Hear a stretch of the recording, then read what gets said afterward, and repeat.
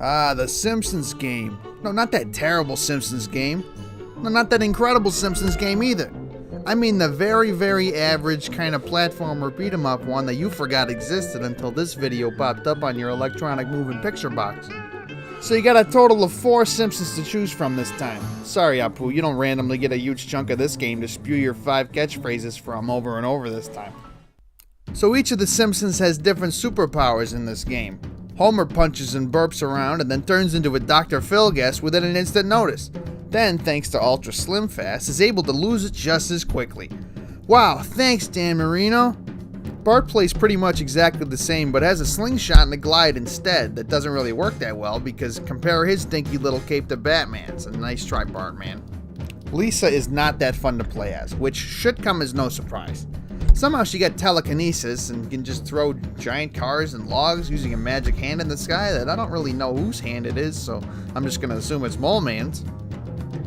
Then last and least, Marge isn't that fun to actually play as either, but honestly she has the best power out of anybody.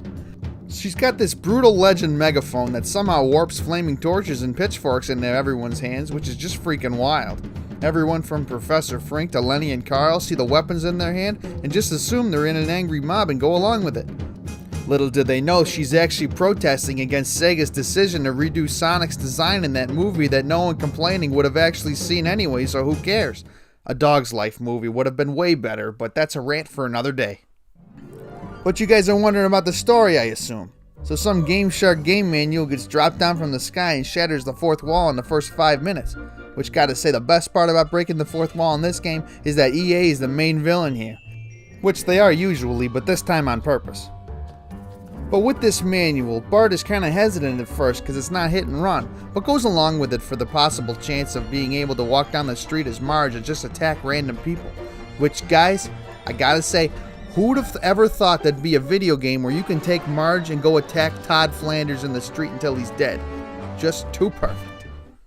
So Homer brawls some chocolate rabbits, Bart ventures into the museum to fight off some bullies, Lisa murders loggers before they have a chance to cut down some trees because she's a great person, and Marge just nags some crowds.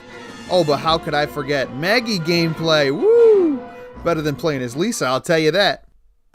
So you end up fighting off some aliens, dolphins, and lard lads, and then going into a bunch of other video games, such as Prism the Dark Unicorn World, Black Site Area 51 World, Cubivore World, and last but not least, Def Jam Fight for New York World. Which, if you knew any of those references, you're a very, very special person. Oh, did I mention you get to kill Bender too?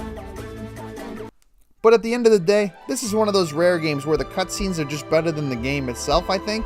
Mostly because it's just like another Simpsons movie, and also because the gameplay is just kind of meh, but good enough to get by. Psst! I'm saying that if you really want to just laugh at the jokes and follow along, just watch the cutscenes on YouTube. But where does the Simpsons game go on the wall?